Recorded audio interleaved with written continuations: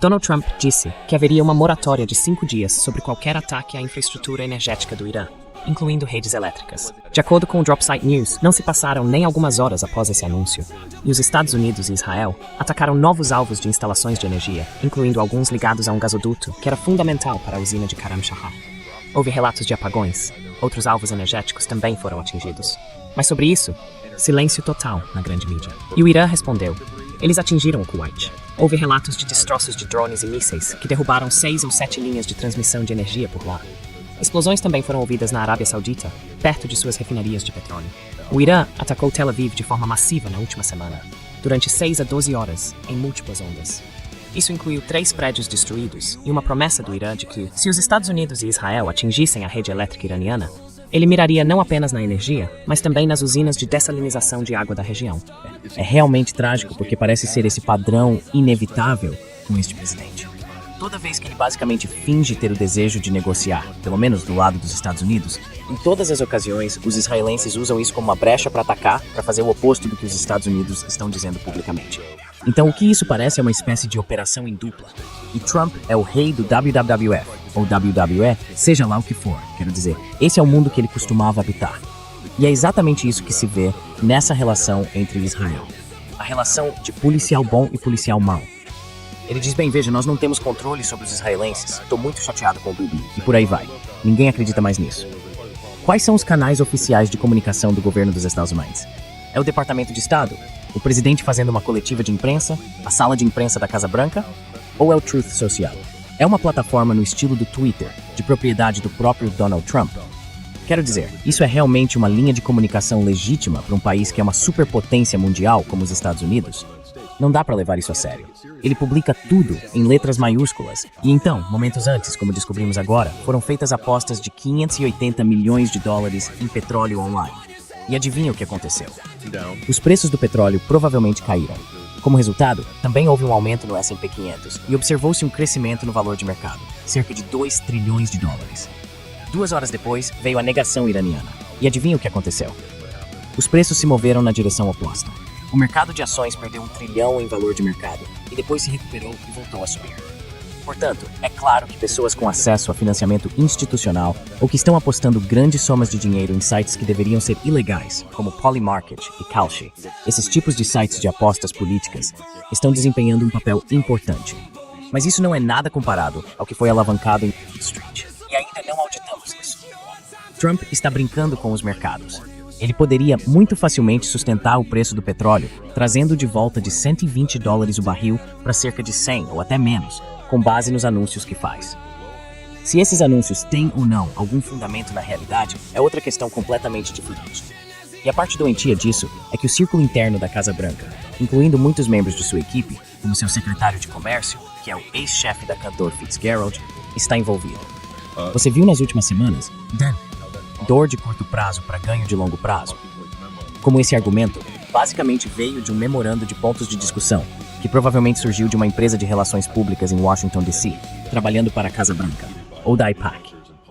E então você vê isso basicamente sendo repetido por todos os âncoras de notícias e políticos. Então, para mim, a única organização que tem acesso simultâneo à política e à mídia seria um grupo de lobby israelense. Esses pontos de discussão foram disseminados para que pudéssemos ver uma mudança na narrativa. Eles podem realmente intensificar a culpa sobre o Irã novamente na próxima semana. E os americanos têm memórias de curto prazo. Isso aparentemente é uma disposição genética dos americanos. É a síndrome do peixinho dourado. Eles vão esquecer tudo o que aconteceu no último mês, desde que a mídia diga que tá tudo bem, esquecer e adotar uma nova narrativa. Trump cancela os ataques energéticos. Esse foi o anúncio. E então Israel realiza os ataques energéticos. Entende? Policial bom, policial mau. O Irã basicamente os avisou com antecedência. Disseram, não façam isso, porque se fizerem, vamos desencadear retaliações contra todos os estados do Golfo e contra Israel. Então não consigo entender onde os israelenses se encaixam nisso. Se o objetivo é degradar a infraestrutura de Israel e a infraestrutura do Golfo, então isso faz todo sentido. Dor de curto prazo para ganho de longo prazo. Isso não era apenas um discurso de pânico, era estratégia. Então se essa é a estratégia, a ideia seria enfraquecer os estados do Golfo de forma geral. E isso levaria, se os estados do Golfo forem arruinados economicamente, inevitavelmente a uma mudança de regime. Essas famílias teriam que em algum momento fugir. Eu diria que o Bahrein, com certeza, e os outros talvez não tão facilmente, mas eles sempre têm uma rota de fuga. Eles têm dinheiro, podem ir para a Europa, podem ir para os Estados Unidos, podem ir para Singapura, basicamente podem ir para onde quiserem.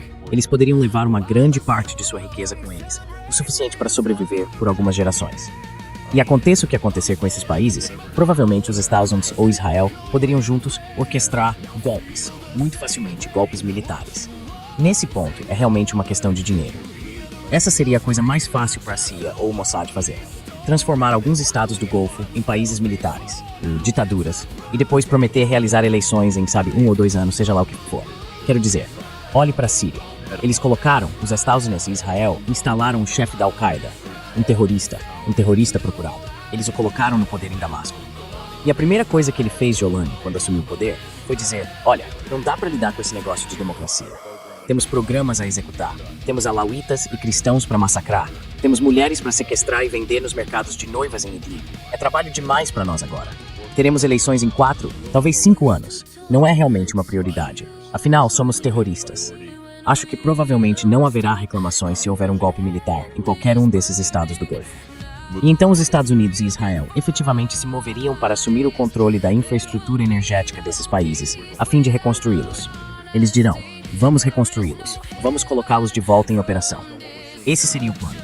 E com base no que estamos vendo agora, a completa destruição e desmantelamento desses países por meio desse conflito, esse seria o tipo de operação de limpeza que eu esperaria. Do ponto de vista iraniano, eles estão simplesmente exercendo dissuasão. Estão tentando se defender e também tentando expulsar os Estados Unidos do Golfo Pérsico militarmente, além de enviar uma mensagem a esses regimes, essas famílias no Golfo, de que isso não é mais sustentável.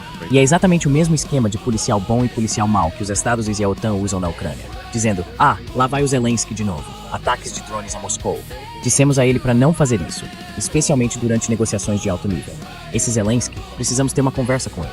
Talvez tenhamos que cortar seus fundos ou algo assim. Isso não é crível. Eles recebem toda a inteligência, o ISR, a designação de alvos, o equipamento.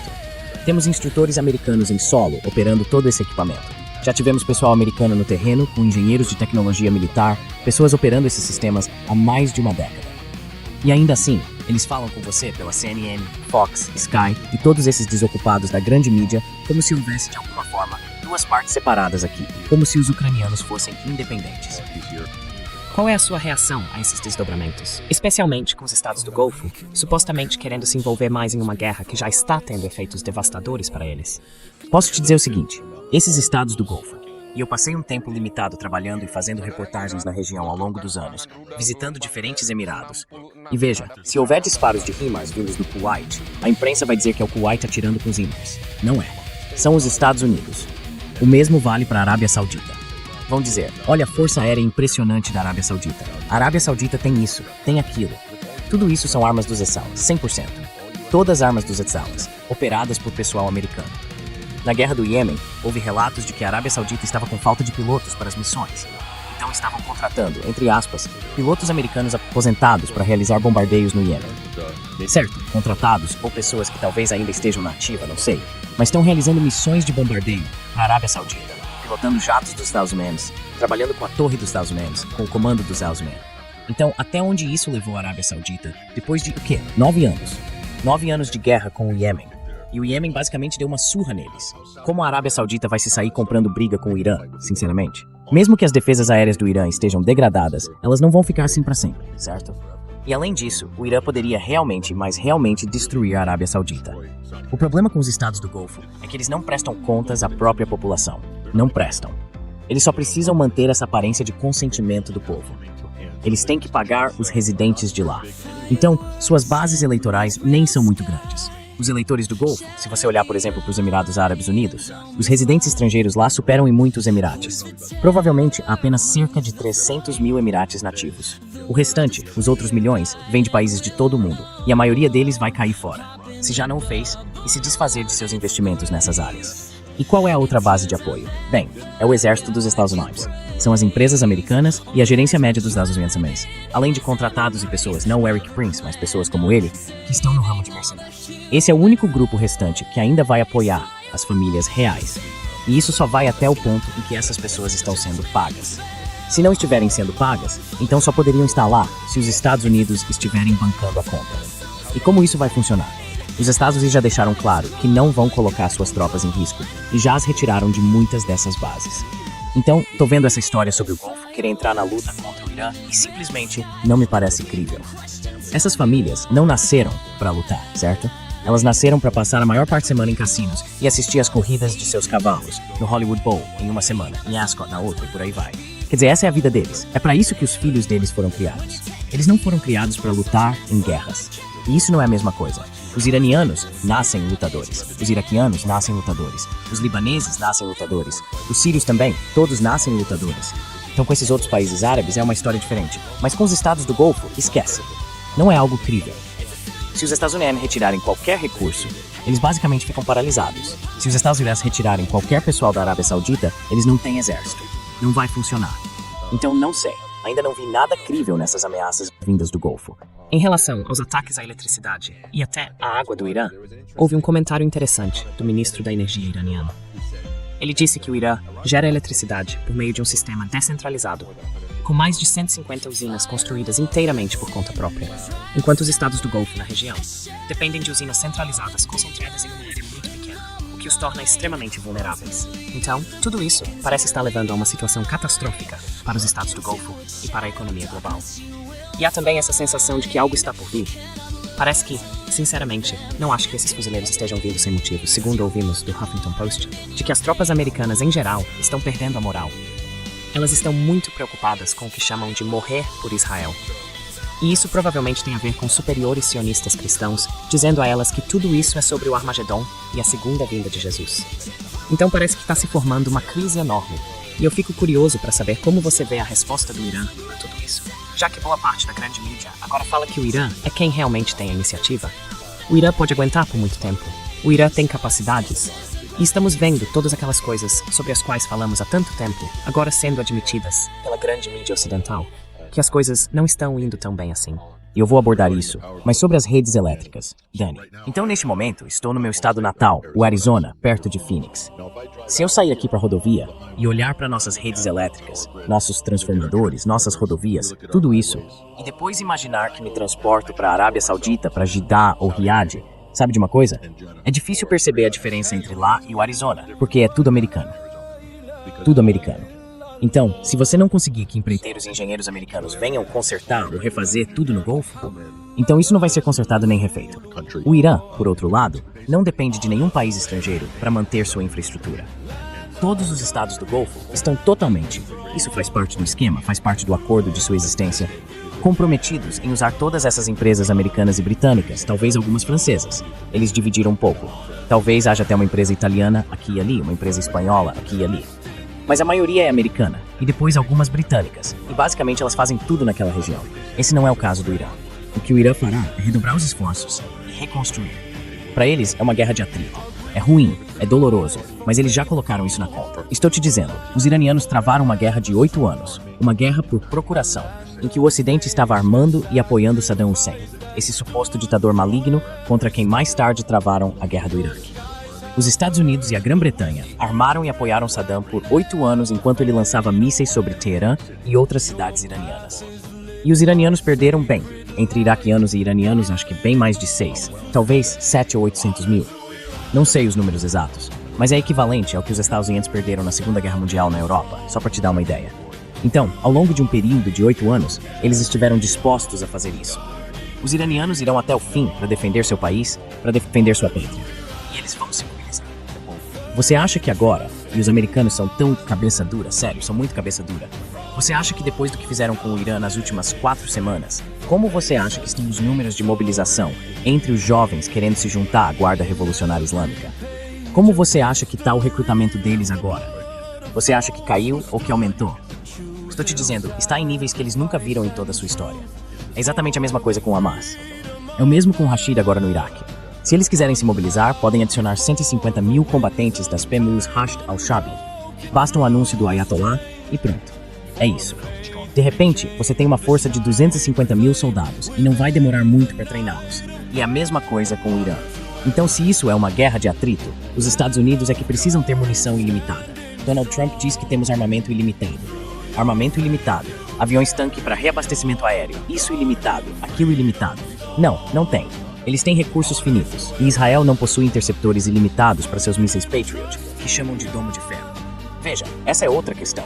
Não é o Domo de Ferro de Israel. É um sistema de defesa antimísseis dos Estados Unidos, que eles fornecem e mantêm para os israelenses. Não é ilimitado, é finito. Então, se quiserem jogar esse jogo de guerra de atrito, o Irã está pronto para suportar a dor de curto prazo em troca do ganho de longo prazo. Quanto dinheiro vamos ganhar? Quanto vamos perder? Em relação a Israel, você acha que eles têm um prazo ilimitado para isso? Eu não acho. É muito curto para a sobrevivência de Netanyahu, para o próprio Estado de Israel, que pode efetivamente entrar em colapso como sociedade se isso continuar por mais 1 ou 2 semanas. Não estou exagerando. Poderíamos ver grandes movimentos em Israel nesse sentido. Mas quanto ao Irã, onde está a pressão sobre o governo iraniano para assinar um tratado de paz agora? Ela não existe. Essa é a natureza do país, a economia política do Irã, a dimensão civilizacional. O mesmo vale para a Federação Russa. E além disso, eles estão jogando em casa. Os Estados Unidos estão jogando fora de casa. Então isso é apenas o básico. E honestamente, sim, não vejo como isso vai melhorar para Trump, os Estados Unidos, para o Golfo. Ao estender isso por mais, eu diria que estamos olhando por uma catástrofe total em provavelmente 3 ou 4 semanas, sem mencionar um colapso econômico global, que já começou. Mas politicamente, Donald Trump está preso em uma correnteza que agora é inevitável, tanto politicamente quanto historicamente. O mesmo vale para Benjamin Netanyahu. Então eu não sei. Estou tentando encontrar outro cenário sobre o qual possamos construir um argumento para algum tipo de saída, mas é difícil enxergar isso. Vimos o que aconteceu em Dimona e na cidade que abriga a instalação de pesquisa nuclear. E agora mesmo estou recebendo relatos de que a indústria de tecnologia de defesa Rafael, em Israel, foi atingida. Portanto, esses são alvos muito sensíveis, sendo atacados basicamente sem defesas presentes. Tudo isso está se confirmando na realidade e está levando, eu acho, a uma grande crise. Especialmente considerando que sabemos que os Estados Unidos e Israel estão prontos para levar isso ao próximo nível. Em grande parte estou me perguntando o que você pensa sobre isso, porque realmente não há mais nada. Quero dizer, há fuzileiros navais dos Estados Unidos chegando, e há ameaças e tentativas de cumprir essas ameaças contra a rede elétrica, contra o abastecimento de água. A partir daqui só pode piorar, Patrick. E veja, quero dizer, não sou um estrategista militar. Você poderia chamar o Scott Ritter, ou sabe, o coronel Larry Wilkerson, para opinar sobre questões como: se os Estados Unidos decidissem enviar fuzileiros navais para retomar a ilha de Karni, ou tentar garantir o controle do Estreito de Hormuz, ou ocupar qualquer território iraniano. O que isso exigiria em termos de cobertura aérea dos Estados Unidos e de ativos navais que precisariam ser posicionados nas proximidades? Quero dizer, eles agora estão expondo todos esses diferentes aspectos de uma operação militar, que não estão expostos no momento, porque basicamente estão disparando munições de longo alcance contra o Irã a uma distância segura e depois recuando conforme necessário para se proteger. Eles acham que vão degradar o Irã a tal ponto que poderão simplesmente entrar lá? Isso não é Cuba, certo? Você não vai conseguir impor um cerco ou um bloqueio militar ao Irã. Isso simplesmente não vai acontecer. Então qual é o plano? Ou isso é só encenação do governo Trump? Porque os números são minúsculos. Quero dizer, mesmo a 86ª Divisão Aerotransportada, qual é o destacamento de tropas lá? Do que estamos falando? Mesmo que fossem 50 mil, não é nada. E eles vão sofrer baixas. Talvez esse seja o plano. Eles querem corpos de americanos voltando para casa para inflamar os patriotas e conseguir apoio para uma guerra maior. Eu não descartaria essa possibilidade nesse caso, mas estamos chegando a dias meio desesperados aqui, porque os Estados Unidos vão ficar sem recursos. Já perderam muito até agora. Há um número recorde, e eles provavelmente estão subnotificando bastante em relação aos drones e aeronaves que foram perdidos, coisas que foram destruídas em ataques de mísseis iranianos que atingiram bases dos Estados Unidos. Tenho certeza de que isso está sendo grosseiramente subnotificado pelo lado americano. E não acho que os Estados Unidos tenham sofrido esse nível de perdas militares em nenhum conflito, provavelmente em toda a nossa vida. Normalmente, isso significaria que o secretário de defesa seria demitido ou teria que renunciar. O presidente talvez tivesse que comparecer a uma audiência no Congresso ou no Senado, ou alguém do governo teria que responder por essas perdas recordes de equipamentos e ativos dos Estados Unidos. Totalmente e provavelmente neste ponto, de dezenas de bilhões, se não centenas de bilhões. É difícil calcular. Não é só isso, mas também o custo irrecuperável de todas aquelas bases dos Estados Unidos. Construí-las, protegê-las, mantê-las com pessoal, tudo que investiram nelas ao longo dos anos. Os Estados Unidos, ao lançar essa guerra não declarada de agressão contra o Irã, junto com Israel, estão arriscando perder sua presença militar, sua presença geopolítica no Oriente Médio e especificamente no Golfo Pérsico. Agora, para alguém que se considera um império, isso é algo muito grande para arriscar e algo muito grande para perder. Nós vimos até os americanos e a OTAN, havia uma missão da OTAN no Iraque, terem que bater em retirada. Basicamente, negociaram um cessar-fogo com as milícias iraquianas e deixaram o país. Então, é claro, você nunca negocia um cessar-fogo com os Estados Unidos. Ou, se o fizer, nunca acredite que eles vão cumpri-lo. Porque os exaus prontamente atacaram e alvejaram aquelas milícias iraquianas. E o que isso vai causar? Pode dar ao Pete Hegseth uma descarga de dopamina por algumas horas. Então ele pode desfilar diante do corpo de imprensa da Casa Branca com aquele terno ridículo de Capitão Canguru que ele usa com o lenço americano. Quero dizer, é simplesmente absurdo, porque o que ele fez foi mobilizar toda a população iraquiana contra os Estados Unidos novamente. E se os exércitos tentassem o Iraque agora, como fizeram em 2003, comprando todos os generais de Saddam Hussein, usando corrupção em larga escala para basicamente invadir e tomar o Iraque? Bem, isso não vai funcionar desta vez. E os Estados Unidos tinham seu representante no poder de qualquer forma, uma minoria sunita governando sobre a maioria xiita, que é o modelo colonial. Isso não é mais o Iraque. Não seria possível fazer hoje, em 2026, o que foi feito em 2003 no Iraque. Então isso não trouxe nenhum benefício para vocês. E os Estados Unidos, se ainda não o fizeram, já evacuaram o que era sua maior embaixada, a de Bagdá. Ela só é superada pela fortaleza que construíram no Líbano no ano passado, mas eles já saíram de lá. Acabou. E essas também são grandes bases da CIA. Então, estrategicamente, isso é muito para sacrificar por um império. Isso não pode estar de acordo com o interesse dos Estados Unidos. O interesse dos Estados Unidos é projetar poder e conter a China, certo?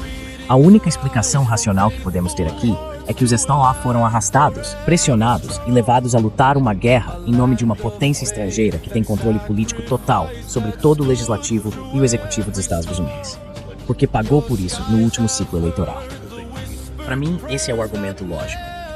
Mas há pessoas por aí fazendo outro argumento, dizendo não olhe para Israel, não, é o Império Americano, nada a ver com Israel, e assim por diante. Então eles estão apostando que, se colocarem ativos e tropas dos Estados Unidos em solo na ilha de Karg, o Irã não vai cercá-los com drones e mísseis. Porque o Irã não quer destruir suas próprias instalações de armazenamento, distribuição e transporte de petróleo. Essa é uma infraestrutura essencial iraniana. Os americanos acham que esse é o coração da economia iraniana, bem ali na ilha de Karg. É por isso que estão focados nela. Você acha que, se os iranianos tiverem que escolher entre permitir que os Estados Unidos ocupem solo iraniano ou aceitar uma dor de curto prazo em troca de um ganho de longo prazo, o que acha que eles vão escolher, com base no padrão de comportamento que vimos no último mês e historicamente? Acho que é bem óbvio que os iranianos vão fazer. A atitude deles é: não vamos tolerar os Estados Unidos em nossas costas e vamos reconstruir nossa infraestrutura. Esse é o risco que o Irã vai assumir.